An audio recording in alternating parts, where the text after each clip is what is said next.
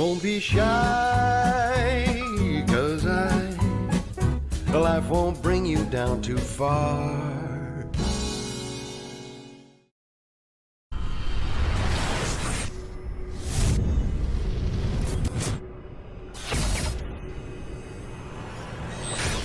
This is KUGAN CASSIUS for IFL TV in association with MTK Global. We've got a bit of a four-way going on here. I'll start with, to my left, top left, new heavyweight, Johnny Fisher, set to make his pro debut. Bottom left, Sam Jones of S-Jam Boxing.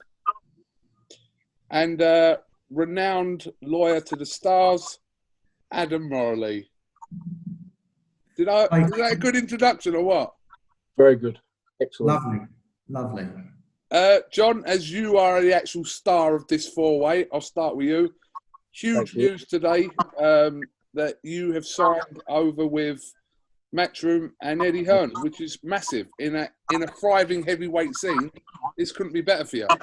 Yeah, I know. It's what you dream of as a kid. You dream of being on the biggest platform, and that's what Sam and Adam have provided me with, the biggest platform. And I'm not going to waste the opportunity. I'm going to do them proud, and I'm going to give it my best. So I'm looking forward to the journey going forward. You're quietly assembling all these heavyweights, aren't you, Sam? Your third It's one. Adam. What? It's Adam. We'll come on to Adam. It's all Adam. Yeah. He joins obviously Guido, Joe, and now, like I said, and now Johnny. So talk to me about this first of all. Let's move today. I love heavyweight boxing. I grew when I grew up. Obviously, Nazim Hamed was my hero, but I was always a big fan of Lennox Lewis growing up. Lennox was like, I used to love watching the heavyweight division, and it's no secret I love heavyweight boxing. And I know I get called, he hypes his fighters and stuff, but with Johnny, it was always going to be a kind of a slow process because of his limited amateur background. But when you look at people like Anthony Yard, Daniel Dubois, they've not had big amateur careers and they've gone on to have like really, really fantastic professional careers. Daniel Dubois is coming to an end shortly. No, but Johnny is everything that I would want to work with. I'm serious. You'll struggle to Johnny. Close your ears. Close your ears.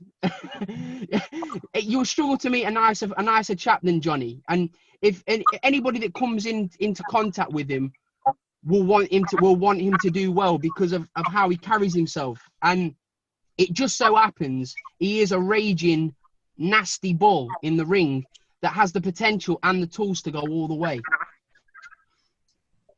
Adam, I know you not really one for the limelight and got to pretty much test you to get on this Zoom call. You're there pulling the strings in the background, but what's the potential of Johnny Fisher here? I think, look, from Sam and I's perspective, we've been managing boxers through S-Jam for 3 years. And, you know, we've managed quite a few people, some are with us, some aren't. What we've discovered through the process is really what it takes to get to the top. You know, I've been involved with David for a while, and you know that's a true superstar. And you realise what it actually takes to be a superstar and get right to the top of the tree. And through understanding that process, Sam and I have now really refined what we're looking for. And interestingly, Johnny ticks all those boxes. So although you have the concept of amateur potential and how good someone is as a boxer, when it comes to the crunch and when it comes to the real top end, it's about mentality. It's about mentality. So when Sam and I scout a boxer now, we want to meet their family. We want to talk to everybody that knows them. We want to kind of do, you know, an FBI style due diligence exercise to work out what someone's going to be like under extreme pressure. Because, you know, any good promoter, certainly Eddie Hearn, Frank Warren to this world, get most people to 10-0, 12-0 in a smart way, boxing against certain people. But there's a big gap between that and being an elite boxer. And so what we see in Johnny right now, other people don't see. They see a nice kid who's being trained by a great trainer, who's got potential. But Sam and I know what is kind of locked away there, and we think he has what it takes to go to the top. Do you agree with everything that was just said there, Johnny? Nice words from both of them, and I know that they're going to support me, Adam and Sam. They're brilliant men. They've supported me and they've shown good faith in me. But I know I've got the tools. I've got a good jab. I've got a good mentality coming forward. I can also box on the back foot if needed. But I know it's going to be a hard task. And as Adam said, the main thing is your mentality. In any elite sport, it's about what's up here that matters. And I think with my drive, my dedication I've shown for all my career as an athlete and as an academic as well, I think I've got them credentials that will get me to that elite level of sport. And I think with the right path and the right management and the right promoter, which I've got now, I can get to that top of the mountain. You're only young. Why did you think it was now was the time for you to turn pro? I just finished university. I just graduated with my history degree. And with the current climate at work and people with the pandemic, it's going to be really difficult for me to go into a career up the city or in a corporate world. But when Sam and Adam, we started talking in Vegas mainly, and when they approached me, I thought, this is the path I've always wanted to take. Then you've got to take the opportunity when it arises. With the amateurs not being on the championships till next year at least, I want to have a bit of routine now. I want to be moving forward. I want to be on a roll. And I think now we can build that momentum and really get a good foundation going with Mark Tibbs. And I think that's what's going to set me up well for the future in my professional career. Did you say you've got a degree in history? Yeah, in history. Yeah, I've done my dissertation on the aerial bombing of Germany, and my specialist subject was the Russian Revolution. So the 1917 Russia is my speciality subject. That's mine as well, actually, and Sam's, I think. As well. That's our specialist subject, isn't it? Should we have a debate? We'll have an IQ test another time. Another time. Sam, talk to me about the deal to get Johnny to Matchroom and with Eddie Hearn.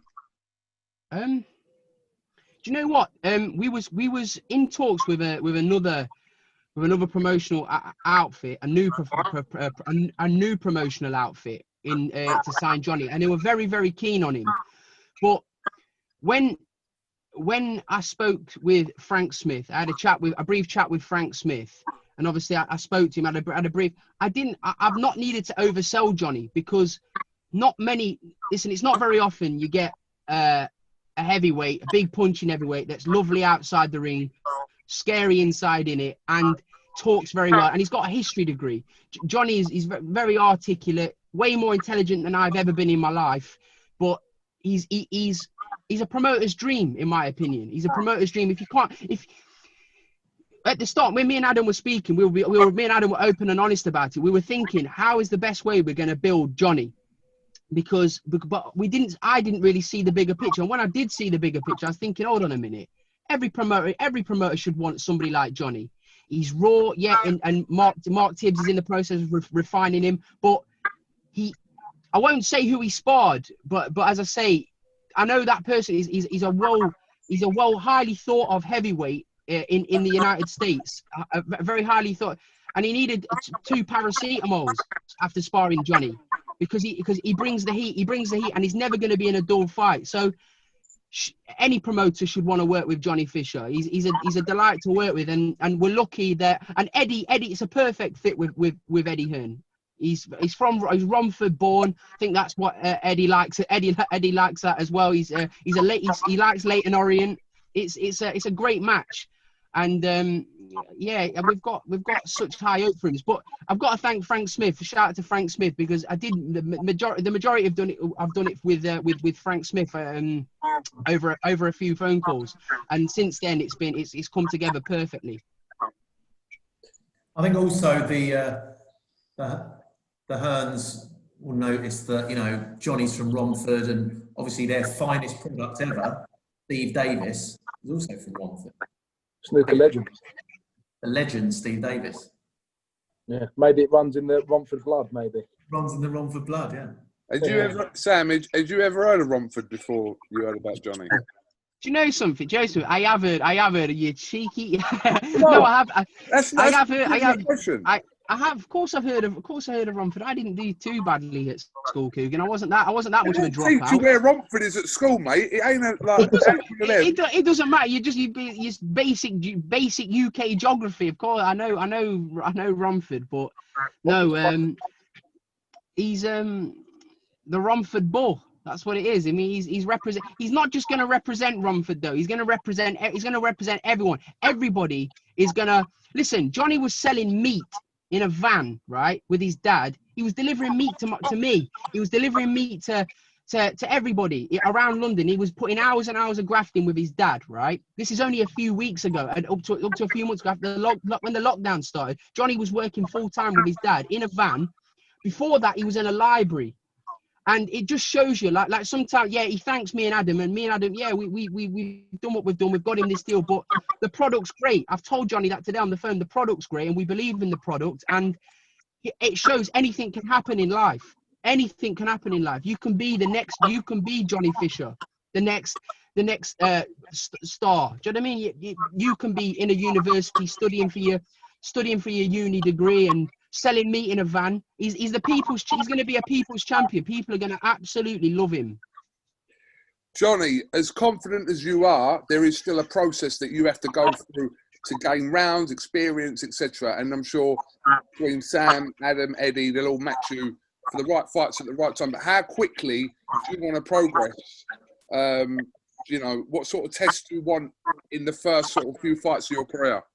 Listen, I'm under Alan Babbage. Listen, I'm under no illusion that it's going to be a building process, and I'm going to have to learn. I'm going to have to listen to Mark, and I'm going to have to learn in the tough spars in the gym, have these learning fights as I go forward. But listen, it will come when it's meant to come. Mark, Sam, Adam, I trust their judgment. They can see better than me. They can see as good as me when I'm in the ring where they think I'll be. And I know I've got the tools and what it needs to get to the top. And whatever they say, I'm guided by them. I trust them completely, and we'll build it in a sustainable way. So I'm here for the long run, and I'm here to make a good mark on the heavyweight division. I'm not going to just blow myself out, but I'm here and I'm ready to go whenever. The decision to go with Mark Tibbs, had it anything to do with the fact that Mark had obviously been working with Dillian White for the last 4 years? Had that had anything to do with it? Oh, definitely. I'm Yeah. a Dillian White fan anyway. But to see what he done with Dillian, and I think he went 11-0 with Dillian when he was his trainer. To see him beat the likes of Parker, Derek Chisora, even Oscar Rivas, Robert Helenius, these are good fighters. So if I can have a bit of that, and if he can use a bit of that to rub off on me, that's going to be fantastic for my early stages of my career. Question for Sam, really. Sam, I mean, like I said, there is a process you're going to have to go through before. You might think right now that he would beat XYZ kind of on that British level now. But how quickly do you think he will be stepped up? I spoke to Johnny about this today on the phone, and the problem we're going to have, right, KUGAN, like as I say, Johnny's a baby. Johnny is a baby, but I've seen him, the way he handles himself with world-class operators in the ring. He's raw, but if you've anybody that sparred Johnny Fisher knows they've been in a spot, they've been in a fight, that nobody will ever take pleasure in sparring Johnny. Nobody. So I know when he gets a pair of 10-ounce gloves on, he's gonna do some serious damage. So the whole thing is, I mean, we're gonna have a one fight at the end of this year, which I'm gonna speak to Eddie and Frank Smith about later this week, and then next year we're gonna have some building fights. And towards the end of next year, I know, because it's what the boxing public will want. They're going to start, because there's a huge crop of heavyweight talent through at the moment. There's a huge crop of heavyweight talent, and it's a great time for them to be involved. But we're going to go at our own pace, and we will take the foot off. We will go into second gear when the time's right. And if that's the end of next year, it's the end of next year. If it's the end of the following year, it's the end of the following year. We will assess each fight. That's the way I manage every fight, and he's managing differently. And most of all, Johnny, because he's so young. He's 21 years old. I mean, all the time in the world, Johnny, to establish himself in the right way. He's a perfect, ideal person to manage, because there's no external pressure factors of age, of anything. Johnny's set there. He's not sitting on a pile of cash, but he's willing to, get paid what he's paid, which isn't going to be a lot of money for the next 18, 24 months to learn his craft. He's willing to do that. He's a trainee in the sport, and he's got to do his apprenticeship, he's got to do his traineeship and move on, and importantly, listen to my tips. Definitely. Listen, I see myself as a clean slate, and with what I've got now, I can build on that. I've got the fundamental skills. I've got the fundamental attributes that you look for in a heavyweight. But I know it takes time, and it's going to take a lot of discipline and dedication for me to get to that high level. And we might get there sooner than we think, it might take longer than we think. But whatever it takes, I'm going to work as hard as I can to get to that level. Quite a mad story that you were delivering meat like months ago, and now you're signed with Eddie Hearn and Matchroom, about to make your professional debut. Yeah, it was crazy. I was helping because if we didn't do that, my dad's business we would have just gone under. Like everyone was struggling in lockdown. We had to go out there. I was selling meat on the van till 1 o'clock in the morning, 2 o'clock in the morning, and I'd come home, do a bit of shadow boxing, a few weights in the garden till about 2, 3 a.m. And then I'd have to sit down and do my dissertation from 4 a.m. till 6 a.m. to get it done on time. So I've never been short of being dedicated to what I've got to do, and I'll get things done. And I think what I've learned from doing that and making sure I complete that degree is that I will see things through, and I will give it my best. And I think that's, for me mentally, that's going to be a big plus point for me moving forward. It's mad, like hearing all this, because you, like, I know, listen, first impressions when you look at someone or you hear them talk for the first time, but you wouldn't really guess everything that kind of gone on, Sam, for the last year or so with Johnny there, like the degree in history. That's the whole thing. Like that's the whole thing. Like Johnny should be what I'm not just saying this. People should look at him and be inspired by it. Yes, got a great promoter. Yes, his name. But yes, management can get you there. Yes, great promoter Eddie Hearn. But he's done it himself. It's not. We're not signed. I don't want to sign anybody that I don't believe in. Me and Adam both believe in him. That, as I say, it could be next year. It could be the year after. We believe in him. And like, he came to Las Vegas, and on his first night, you know how jet lagged you can be, KUGAN. When you land in Las Vegas, you don't know what planet you're on. You feel like you've been tranquilized. He got off the plane. He had a swim. He had something to eat, and then he carried on with his studies, and then he sparred Joe Joyce 10 a.m. the next day. He's some man. He really is. And this is what it's about. He's got it in him. He's one of the most dedicated young men I've ever been around, and that's what impressed me so much about him. Far more dedicated than I've ever been in any kind of thing in my life. And I look at him and think, if I had half his brains at 21, I'd be much further than I am now in life. So everybody should look at him and be inspired by his story. Selling meat in a van with his dad, grafting 10 hours a day, doing his studies while sparring in the middle of in between sparring Joe Joyce and training 6 days a week. And here he is now on the biggest platform in the world, with one of the best promoters in the world. That's what it's all. Surely that's what it's all about. And able to dedicate himself entirely to his boxing career, unlike how it was before, which is the really exciting thing. Yeah, 100%. Full-time athlete. I've been brought up to work hard, and when opportunities are given to you, it's up to you to make time or to make the dedication for you to go and do that. There's no excuses to be made. You have to work hard to get where you want to be, and yet you'll get help along the way from people who see that you're putting the effort in, and that's exactly what's happened here. And I'll keep working hard because that's all I know. That's all I know, how to work hard, and that's what will get me success in the future. Who gave you the name the Romford Bull? I don't know, actually. I think my dad likes to make polls on Twitter. He's very active on Instagram. He loves to, he teaches me, he tells me exactly the truth, but he likes to, he bigs me up, which is what a dad should do. But he keeps me level-headed. I think he done a poll on Twitter, and one of the options was the Romford Bull, and a lot of people like that name, and I think it stuck. I think it represents a bit of my fighting style and how I do like to come forward and get in exciting fights. But Romford's my roots, and we're going to get the whole of Romford, the whole of Essex behind me. His name's Marius. His name is Marius. He keeps calling me Marius all the time. Adam loves it as well. Yeah. His name's Adam will tell you. His name's Marius. KUGAN, you refer to Johnny as own. I'm going to send you his number, and his name's you save it Marius. That's it. I'll refer to him as what he wants me to call him. Thank you, Marius. That's the good method to take. Johnny Fisher. Interesting if he ever fights David Price, isn't it? Can you see where I'm going with this? Fisher Price. Very good, KUGAN. Very good. I was delayed on that one. That just come to me. I think by the time Johnny's I think David Price would have been retired before we can make Fisher Price. Fisher Price. I like that. You are, do you remember Hollywood's in Romford? You wouldn't remember that, would you? My dad went there all the time. He talks about it all the time. I used to go to Hollywood. Like, I'm a lot older than you, obviously, but I used to go to Hollywood's. Yeah, it's before my time, but my dad and my mum were on. I think that's where they met, in Hollywood's, actually. Really? Yeah, a Romford romance. That was a great place, Hollywood's. Yeah. Everyone talks about it. Even Mark Tibbs was talking about it the other day. He used to go to Hollywood. It's an iconic Romford venue, that is. It is a bastion of Romford. All right, well, listen, Johnny, Adam, Sam, thank you very much for talking to IFL TV. I'm sure we'll be doing more of this as Johnny's career goes on, so appreciate your time tonight, and roll on whenever your debut is.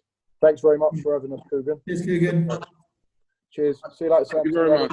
Take care, guys. Bye. Shy, 'cause life won't bring you down too far.